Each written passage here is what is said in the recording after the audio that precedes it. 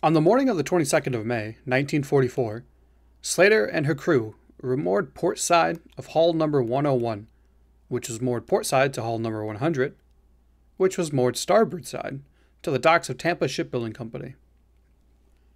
All electrical power was being provided to the ship from shore as yard workers plugged away at repairing the number 2 service generator in B3. The number 1 boiler started, presumably to heat the steam kettles, and at 0800, all crew were mustered at quarters. Seaman second classes Guy C. Grindle and Floyd A. Christie were reported as absent, and the ship's order number 6 was read to the crew. And at 0830, Franklin M. Hardin, Fire Controlman First Class, was taken off the ship to sickbay at the Tampa Receiving Station for treatment, and the log does not state what was plaguing the young man. Fresh water was taken on board, and all magazines were inspected and found to be satisfactory. After taking on just over 6,000 gallons of fresh water, the chronometers were wound, and Captain R.B. Daggett arrived at 11:51. He only stayed for 6 minutes. A new crew member, Clyde M. Butler, Seaman Second Class, reported aboard at 15:33 from the U.S. Naval Receiving Station, and later that night, R.E. Powell, Chief Electrician's Mate, reported back to the ship at 23:20 after 3 days of authorized leave. The next morning, Slater continued to be moored at Tampa Shipbuilding Company. Ship's orders numbers 7 and 8 were read to the crew at morning muster, and the same 2 sailors continued to be absent. All alarms were tested, and magazines were inspected. After the chronometers were wound, just under 4,000 gallons of fresh water was received, and at 1600, a gun drill was conducted. Safety precautions were read, and Lieutenant Healy served specifications on R.D. Pebbles, Seaman Second Class, and C. Folds, Seaman Second Class. If you recall, Pebbles was given captain's mast and awarded a summary court-martial on the 10th of May, after being accused of failing to man his station during general quarters and unauthorized use of the ship's intercom system. Folds had been AOL, that is, absent over leave, since 0700 on the 5th of May, and on the 17th he returned to the ship under guard from the Tampa Receiving Station.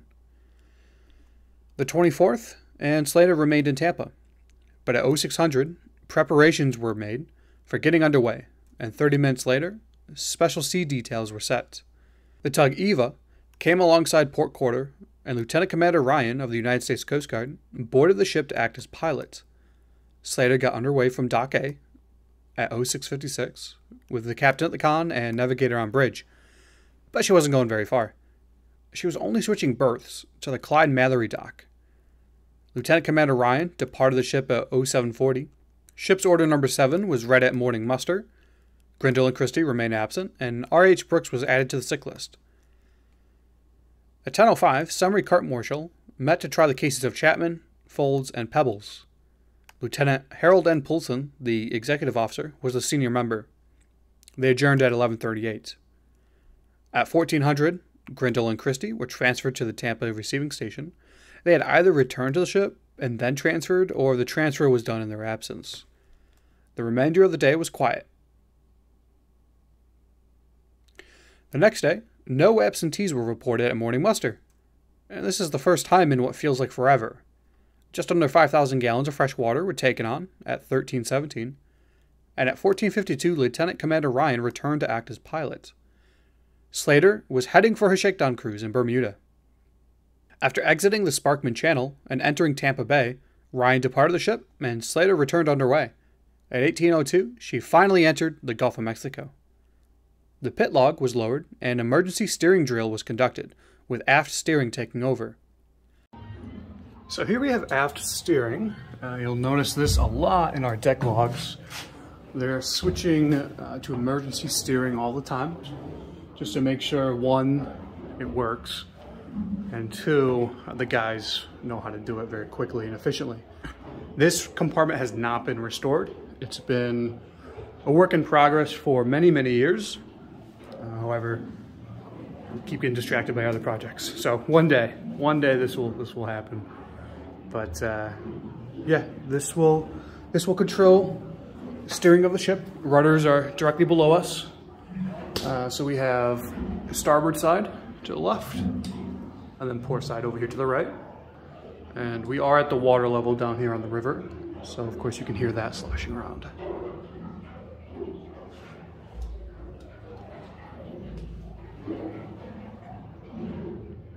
If you'd like a video detailing how this kind of works, we can certainly do that. So let us know in the comment section.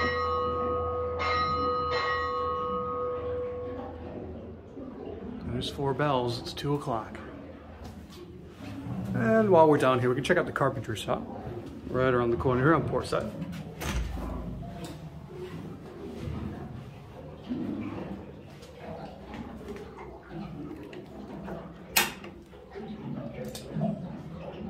We really don't use this room, apart from some storage.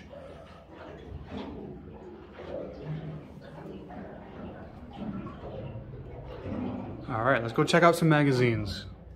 So we have a lot of magazines on board the Slater, and in the deck log, you've probably been reading about all the temperature changes that they have to take daily, sometimes multiple times a day.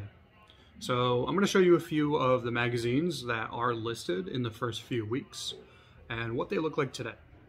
So currently, we are in our, well, today it's where we keep our files for all of the destroyer escorts. So if you're ever down here and you want to look at a specific one, we have a lot of photos in here, documents, cool stuff like that. And there's more right over there. In that cabinet, we keep a lot of our deck logs. Through this hatch, that actually goes to after steering, which you just saw. Laundry room is to the left, and right around the corner, there is another stateroom for your junior officers. And then through this hatch is our crew's living space. Currently, it is our museum space. But down here, we do have one of our magazines. Lights don't really work down here, so we'll see how this works. But we do have some tags. Let's see, there we go. So that is actually still in Greek. I'm not really sure what that says, but you can make that out. MM40, so this is the 40mm ammunition, C310M. And then today, it's just storage for a lot of our life jackets. We have a ton of these on board. But they would have been coming down here at least once a day, taking temperature readings. Just make sure everything was okay. And then to the left, we have another compartment. This is actually the SD stores. So this is just where they would store things, just like we are today. Just a bunch of random doors and cabinets that we have collected over our almost 30 decades. 30 decades. Our 30 years as a museum. And then around to the other side, same deal. Got no light in here. And we are at the water level down here, so you can probably hear all the water sloshing around. So we'll go check out the other magazines. Here's the next magazine. This is 305M. It is actually where we would have stored our depth charges. So we are right now in our aft berthing quarter, which is used as our museum space. So be sure to come out and check this out next time you're in Albany. And then above us is the fantail, where the depth charges would be. So they would just open up this hatch, of course take the ladder out, run a chain, block and tackle, and bring all the depth charges up here. So let's head on down there without hurting ourselves.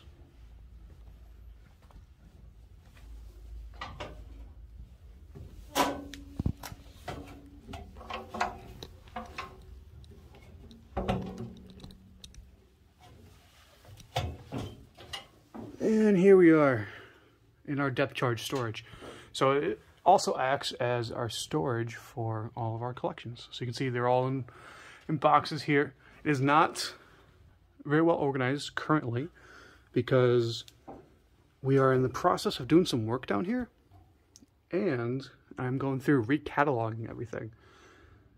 So it's going to be quite a mess. But this would have been exactly where all of our depth charges were stored.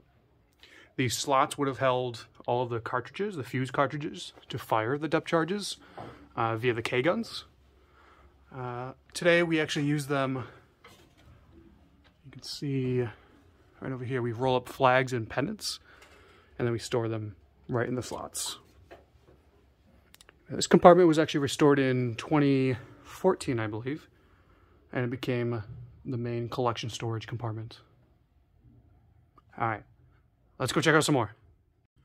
So this is one of our 20mm ammunition magazines. So this is 307M. So we are on the second platform of the ship. It's a very small compartment. You can still see we got the shelving in place, but it's just filled with old radio equipment, things of that nature. This is what we use to restore a lot of our current equipment. So we just come down here, cannibalize a few parts, and fix everything. But this is one of the compartments they would have been taking temperatures of. So we can take a look right now what the temperature is down here.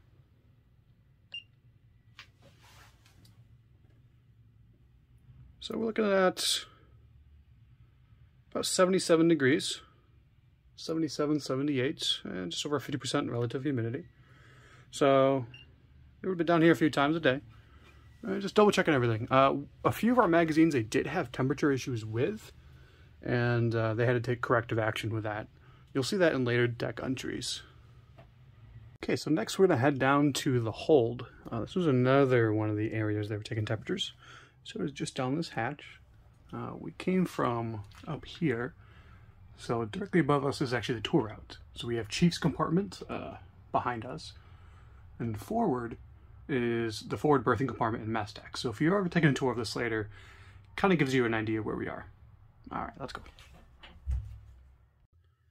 So we are now in the small arms magazine, A406M. We have a tag right behind us. It's actually the tag for the sprinkler system, which you can see here. So this is where they would have stored the ammunition for the small arms. Today we just use it for storage, as you can see. Blankets, pillows, extra canvas covers for the racks, sheets. That's about it. The compartment next to us would have been ordnance storage. You can see we do use it for storage, that's for sure. Old coffee makers, mess trays.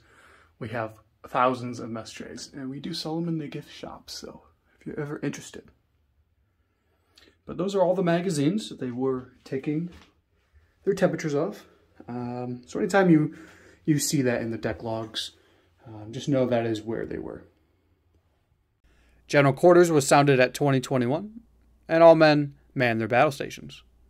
The number 3 and 4 K guns were tested, with 2 MK6 depth charges set for 30 feet.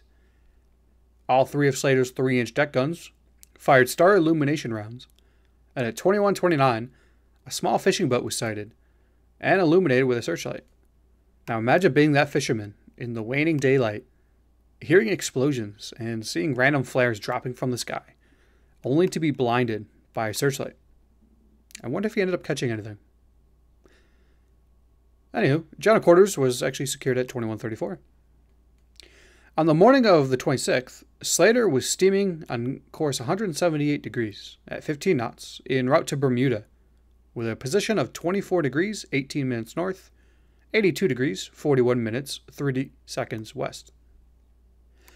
General quarters sounded as Slater issued a challenge to a friendly vessel, 0635, and received the correct reply. After morning muster, a man overboard drill was conducted, and general quarters was sounded.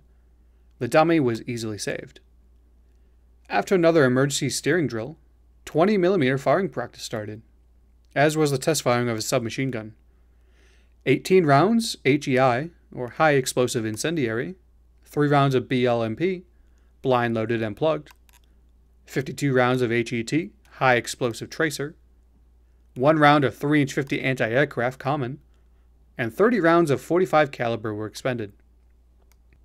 General quarters were secured at 15:18, only to be sounded again about 12 minutes later, to exercise a rappel boarders drill. And Lieutenant Commander Blanc was really putting his guys through their paces this date. You wouldn't think a ship in 1944 would ever need to rappel boarders, but only the previous month did the captain of USS Buckley, DE-51, have to issue the order, "Stand by to rappel boarders," just before German sailors clambered aboard Buckley.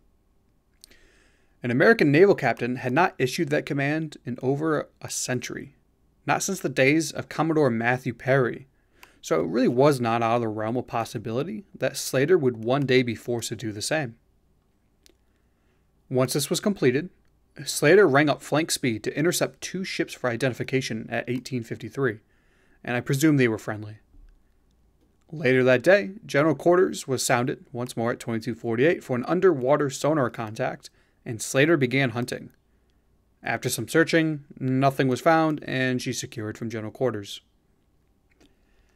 On the afternoon of the 27th, Slater was located at 28 degrees 30 minutes north, 77 degrees 47 minutes west. Just after 6 o'clock, J.L. Carey, Seaman 2nd Class, fainted at his station on K-Gun number 3. K.S. Miller, Pharmacist Mate 1st Class, responded quickly to treat Mr. Carey, and it was determined that he was suffering from seasickness. Hopefully he's sleeping on the bottom rack that night. A couple of depth charges and 3-inch rounds were expended shortly after. The 28th of May, and a radar contact was picked up at 0357. After changing course and speed to investigate, it was discovered to be SS Mojave. Shortly after, SS John Blair identified itself after being challenged. SS Ponca City, an old merchant ship, also correctly identified herself. And Slater passed 3,000 yards astern of SS Mulkey, a tanker that also correctly identified itself. At this point, Slater is getting pretty close to Bermuda, as these ships were often traveling in the area of Cuba, Bermuda, and then across the Atlantic to Trinidad on various convoys. Her crew prepared for small arms practice on a target at 11:08, and later that evening, Slater was located at 31 degrees 12 minutes north, 69 degrees 19 minutes west. Slater arrived in Bermuda on the evening of the 29th. A sea buoy was spotted at 16:52, and she maneuvered into the channel.